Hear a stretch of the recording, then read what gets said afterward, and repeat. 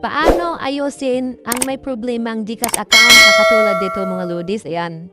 Kung kayo po may GCash account and then naka-encounter po kayo ng ganitong issue, hindi nyo po ma-open or hindi nyo po ma-login ang inyong mga GCash account, ganito po ang gawin nyo mga lodis para po ma-open nyo or ma-login nyo po ang inyong GCash. Then sa setting po ng inyong mga cellphone, hanapin nyo po ang search setting or search button and then i-search nyo po ito. Yan po ang si-search nyo, developer option. Ayan.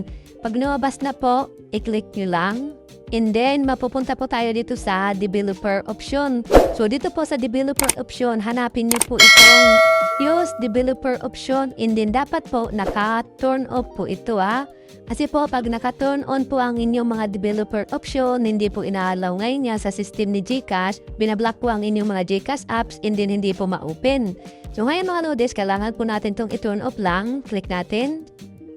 Pag once po na naka-turn off na yan, sa ibang cellphone po mga lodis ay kailangan po mag-restart ang ating mga cellphone. Sa iba naman po ay hindi po. Okay, kailangan nyo lang pong i-turn off yan. So dito sa akin, kailangan daw pong i-restart ang device na to.